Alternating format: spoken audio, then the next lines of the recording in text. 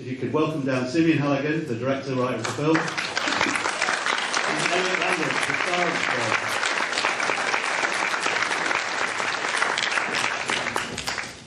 film. Hello. All right. In fact, Elliot, thank you for your cue there.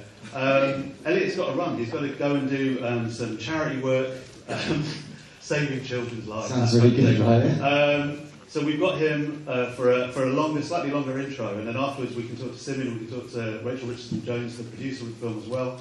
But I really want to ask you how you got the job on the film. Okay, it wasn't the usual sort of thing. It's always a bit weird to talk about this, but there was another actor that had the role. He pulled out, I believe, a couple of days in, for whatever reason. And then he had the same agent as me, I believe. My agent was called and they were like, have you got anyone else that can kind of come in last minute and do a northern accent? My agent was like, maybe, just about. So they gave me a call, they gave me the script on the Friday afternoon. They were like, read it, quick. I read it, I really liked it. It was completely different to any of the other stuff I'd ever done. And then they were like, okay, you're going to get on a train tomorrow morning. You're going to be doing a fitting on Saturday, and then you're going to be filming on Sunday.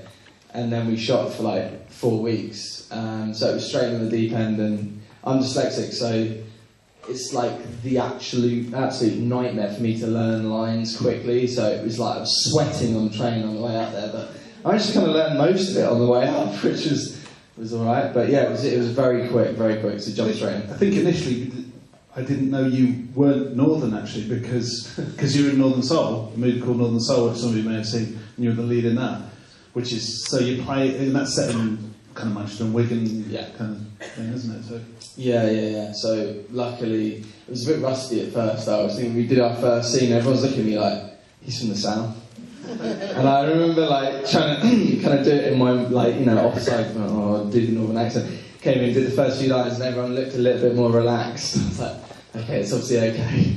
I sound northern, it's fine. I realised before the film now we're going to make everyone more concentrate. Oh no, it's not that good. It comes a bit southern in bits. It's great. And Simeon as well, there is this kind of description of the film and as a kind of northern horror film. And this is kind of potentially because it's reclaiming horror away from London and the south and situating it in a kind of urban situation in the north. But how do you feel that works? Are you happy to have it considered as a northern horror film? I'm happy for it to be considered anything, really. I just hope people go see it. I guess we've been pushing a little bit recently this idea that it's set in Manchester and set in the north, and realising that there haven't been many horror films, particularly set in Manchester. We've suddenly, as we were finishing the film, we were looking at what other horror movies have been set in Manchester, and we really can't think of any. I mean, The Living Dead in the Manchester Morgue, 1974. The first 5 minutes of the film are set in Manchester, and then they drive out to the Peak District or the Lake District. I'm never sure which it is. And that was 1974, so decades ago. I don't know if anyone else can think of a movie that's set in Manchester as a horror movie. I mean, 28 days later, someone was saying to me, but it's not actually set in Manchester. Try to get to Manchester, but it's not actually set there. So I guess we're pushing that idea that it's the first, Manchester set horror film in a long, long time, which is a nice way to market it. And I guess as well there's that thing where the city really is a character in the film. We can talk about this a bit more in the Q&A afterwards, but you really have done marvels kind of making it look like a neon-drenched. I'd made 2 feature films before this, and one was set in the wilds of North Wales and one was set in the Scottish borders. And, more typically horror films tend to be set in places out of the way out of the urban environments. People tend to go out into the wilds and get terrorised by things, often in horror films. So when I read the book of Habit, that's based on a novel by a guy called Stephen McGee, and it's urban set and set right in the heart of the city, I suddenly thought, why aren't we making a movie that uses the city as a backdrop? We live in Manchester, we should use it. So yeah. Well, I think you've done a fantastic job in it, Elliot. It's a terrific performance that everyone's going to see. Fantastically well done. You look like you really do enjoy getting stuck in. So I'll say that by way of it. There's a couple of scenes you'll know what he's talking about. Ladies and gentlemen, listen, we're going to get off the stage and let you get on with enjoying Habit. It's great to have an independent British film like this here at Mayhem Film Festival. So Simeon, Elliot, thank you very, very much. Cheers. Thank you. Enjoy the film.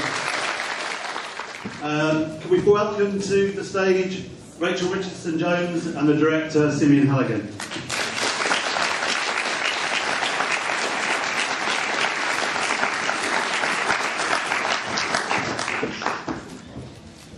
Thanks very much for getting the film to us, and it's terrifically visual as well. It's really nice to see something that's as mournful and as soulful as the film as well. We were talking before the screening about Manchester as well. I wondered what your experiences were like making the film there as kind of hometown kind of filmmaking. I'll go first. So yeah, it's quite interesting, as Sim mentioned before, done stuff not in our home turf. So from a production point of view, as a producer, it's certainly a lot cheaper because obviously making stuff in your own backyard, you've got those personal relationships, and so you can bring in people.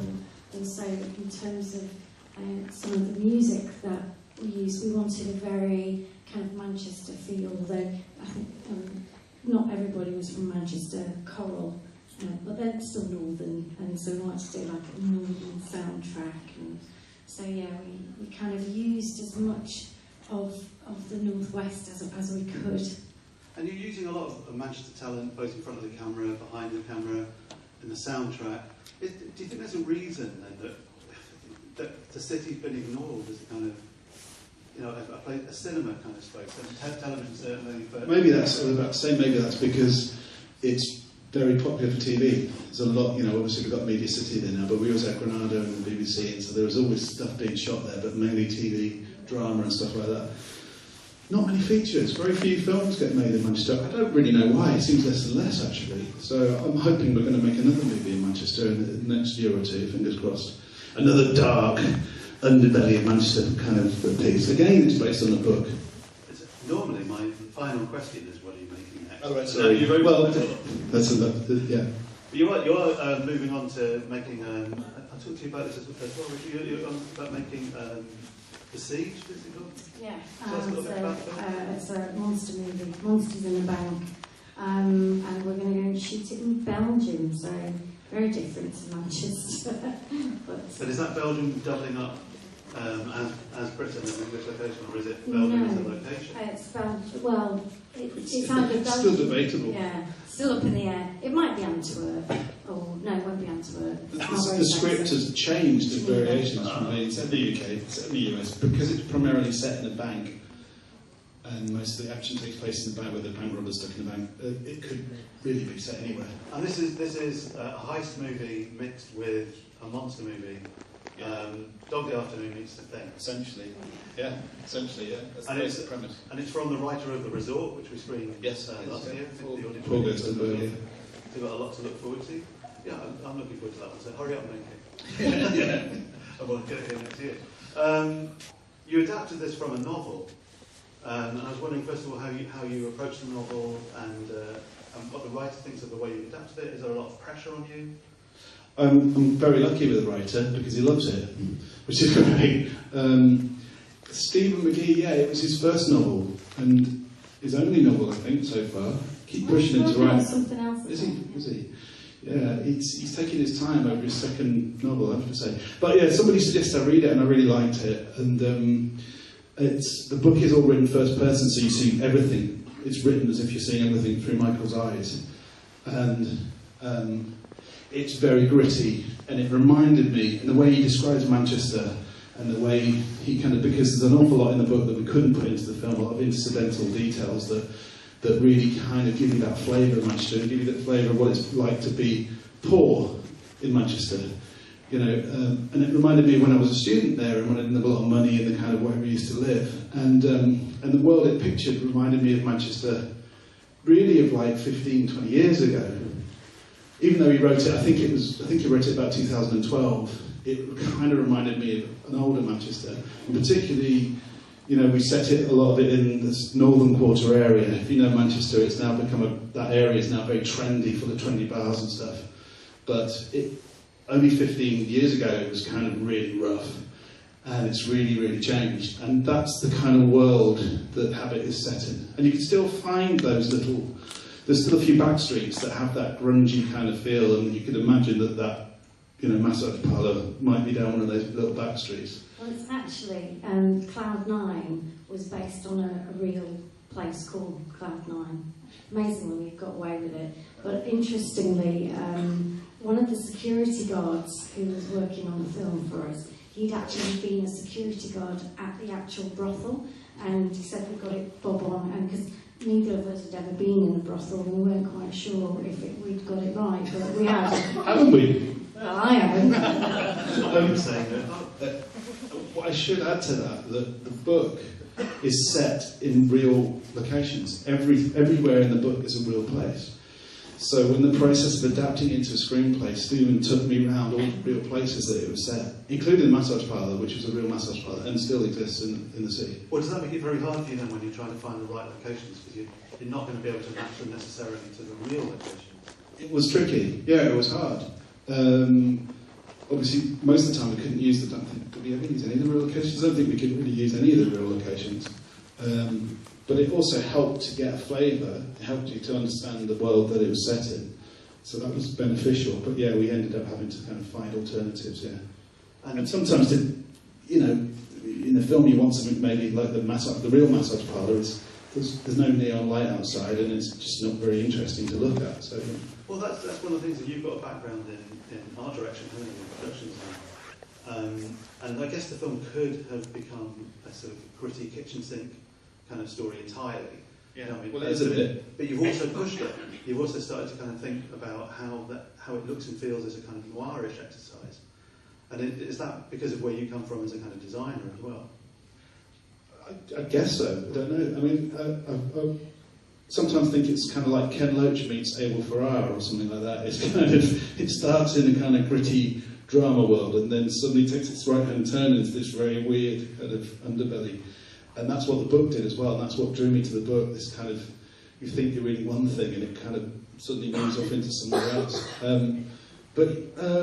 Yeah, I mean, I work closely with the DOP, James Swift, and he worked with me on my last film, and he's, we both brought lots of visual influences to the table, and I was talking about various films I was influenced by, and he brought a lot of imagery, and particularly we talked about colour palette, and the way the colour changes, and the way kind of once you step into that dark underworld, it's kind of actually quite brightly lit, and lots of reds and different colours. We wanted to give it that kind of slightly heightened reality certainly for the nighttime stuff, as you step further and deeper into that kind of weird world, yeah. And what's the health of the British kind of horror film industry at the moment? I was just thinking, this is your third film together, your third film within the genre, however loosely this one plays with the genre and explores the genre. Does it feel like a healthy genre at the moment, then, British film industry's approach to horror? Well, That's a hard question. It's a hard question. When you look at IMDb and you look at all the films that are in, development, production, pre-production, post-production, and there's hundreds and hundreds, if not thousands, in each. And you think, wow, half of these are never going to see the light of day, because we're so limited in terms of, we're making the films and but where can they get screened? It's very difficult in terms of... But that's also why I think festivals like Mayhem are becoming more and more important to give exposure to independent films. Because it's harder and harder for smaller films to get theatrical exposure. I mean, that's one of the things. So it's an opportunity to kind of build audiences or get audiences interested in the film. But you're always drawn back to horror. And I wondered what your kind of earliest sort of influences are. You seem to you're about to make a monster movie in a bank. Yeah, well, I guess when I was a little kid, I was always trying to persuade my parents to let me stay up and watch horror movies. Like they used to be, you might remember, they used to be like double bills on BBC Two on a Saturday night every So summer. young to remember the two. I was always kind of, I want to stay up and watch these movies, and my dad was always a bit soft and has also been very soft with his grandkids as well, but there you go.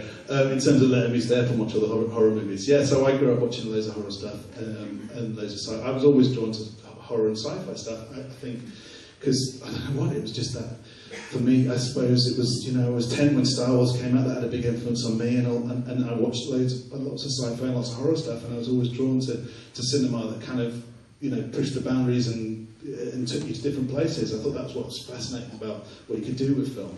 Do you ever feel, talking about pushing the boundaries, do you ever feel that there's a sort of an unnecessary but conscious restraint sometimes in horror, where the anxiety is that you've got to take films to BBFC, it's going to be an enormous cost.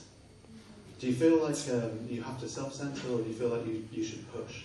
Oh, I just think it depends on what the movie is, and every film's different. I mean, for this film, I always felt it was very much a character piece. I never really approached it as a horror film. I mean, the last film I made was much more a straightforward suspense thriller about people being terrorised in a house in the middle of nowhere, whereas this film to me was always about a character piece. It was always about Michael, and it's really, to me, it was always about Michael finding his way in life, finding a family, finding somewhere he belonged. Just happens to be with a bunch of cannibals, but there you go. So for me, it's as much a drama as it is a horror piece. But and I didn't think there is gory bits in it, but I never felt that this was a film that necessarily required you to be completely kind of shocked or kind of, I don't know, disgusted by the imagery you saw, or But I think it just depends what the movie is. Some films really need that, and some films it's important to do that. And I think it's very difficult, the whole censoring thing. I mean, I think. But I think for me personally, in terms of the genre, this is where boundaries get pushed and cinema gets pushed. And now you look that generally in the big multiplexes, you've either got the big super hero movies. You've got horror, which is becoming much more mainstream, but it's by filmmakers. I mean, this is the one place where your audience is generally very appreciative of what you're making, and smart, clever, and you can do interesting things within the genre, which you probably wouldn't get away with a straight drama, and your drama audiences probably wouldn't go with it. But the horror audiences are much more cerebral about these things. Yeah, definitely. I think that's very true. They're cerebral audiences. You were talking as well about making things when we were having a break earlier. About the idea that the physical mass of something like a real physical effect. With the procedure you're going to do a monster movie, is that going to be practical, or are you going to use a lot of CGI? What's that bridge between those two things? I think it'll be a combination of both. But I think our aim is to make it as practical as possible. So I'm working with a guy called Sean Harrison, who has worked on all the Harry Potter films, and he's worked on the Star Wars films and loads and loads of big movies. But he's was always part of a big team, but he's kind of stepped away, and he's actually moved himself to Manchester because he's from the north. And so he's working on smaller films now. But he's got this vast experience, and it's really great because I can sit with him talking about how are we going to achieve this and how are we going to achieve that, and he's always got a fantastic idea of, well, we could do it this way, we could do it that way, or I did this on that film. So yeah, I'm really looking forward to that. That'll be real fun, yeah. Yeah, it sounds like it could be grueling as well. So it's going to be hard work, but it's going to be good fun, yeah. Fantastic. Elliot as well, we were talking to him before the film about how he came on a very, very short notice. It's a terrific performance. It's your luck that you got him, I guess, at very short notice. What was it like working with the cast, and did you allow for that thing where he's coming on really fresh? Did you have to reschedule? No. It was really tricky, to be absolutely honest. There's a few scenes in there that we'd actually shot with the previous actor, and then we had to bring him in and do his reverse shots, which is not a lot of fun for him to do. So we've got the back of the old actor. If you look very carefully, there's one or two scenes. No, you can't. You can't. I don't think there's anything of the original actor in it. At least I don't think so. But yeah, we had to, because of schedule. There was certain scenes. It was a terrible, horrible situation for him as an actor to say, like, we need you to stand there and recite these lines, and this is what the other guy did, which is not a lot of fun. We were incredibly lucky with Elliot because the character is. And it was always a concern of mine when developing the book, is very much a character that things happen to him. He's not a hugely proactive character. And although his character goes on a journey and does have an arc, it's quite a subtle arc, and he's not one of those kind of hugely proactive characters that takes the lead and then becomes a better person by the end of the film. I mean, it's a hard one to say whether he definitely goes on a journey, but so it's quite subtle, and he tends to react. His character tends to react to what's happening to him rather than take the lead, and therefore he doesn't often have that much dialogue. So a lot of what he had to do was give you a performance that's, the way he looks, the way he reacts to things, and I think that we were very lucky with Elliot because he's got a really great face and he really kind of emotes without necessarily having to say a lot. Yeah, I think that's very true. Well done. Can we go over to the audience, see if there's any questions from the audience at all? There's a microphone around, so we can't see anybody. So if there are any questions, raise your hands. And if there aren't any questions, that's also a way of making a longer break between Anyone? All right. Did I spot a couple of soap actors in that? Yes. I thought so. Yes. Well, we wanted to, we cast a lot of Manchester-based or Northwest-based actors. I mean, ironically, Elliot isn't. I thought he was from the North because he'd done that Northern Soul film. I don't know if you've seen it, but that was quite a successful film. And I thought because he plays somebody from the Northwest, I thought he was, and he wasn't. But everybody else around him is from the Northwest. So people like William Ash, who played the guy who runs the massage parlour, you would have seen him in Waterloo Road and The Tunnel and The Lock and loads of TV stuff. But he was also the lead in a horror film called Hush, which you guys screened a few years back. So if you ever get a chance to check it out, I'm not sure where you can find it. It might be on Netflix, but it's called Hush, not the Blumhouse release of a year or so ago. Mark Tonderai film. Yeah, and it's really, really good actually. And he's the lead in that, so it's worth checking it out. It's a really, really tense suspense horror film. But yeah, Roxanne Pallet was in it, and she used to be in Emmerdale. Who else did we have? Sally Carman, who's just got it. She's just in Corrie at the moment. She used to be in Shameless. So yeah, because we wanted a solid Northwest-based cast, and obviously they're the kind of actors you're going to end up with because they've done a lot of TV around the area. I think I was really pleased with it. There's not a lot of film production. There's a lot of TV in Manchester. Yeah, it's how it's been set up now, isn't it, as well? Yeah, but I mean, I think like Sally. I think I was very lucky. They all gave me something, which I was, they all gave me 100% in those characters. Like Sally plays the sister character, and I think she's got quite some really emotional scenes. And I think Andrew Ellis, who's in This Is England. Oh yeah, the guy who plays Dig as his mate was in This Is England. He's kind of quite a comedy actor. So it was interesting to have that kind of broad group of different actors from the region. In fact, Roxanne was also in Oaken's film, Tower. It's back there. Shall I just mention, we've got some, if you are interested, we've got some little A3 posters downstairs, which Elliot has signed. If you want one, you can come and get one. I'll sign it if you want. It's you. But anyway. Well, so we'll be there in the foyer. If you want to grab a poster, they're only little posters, but if you want one, you're more than welcome. Okay, cheers.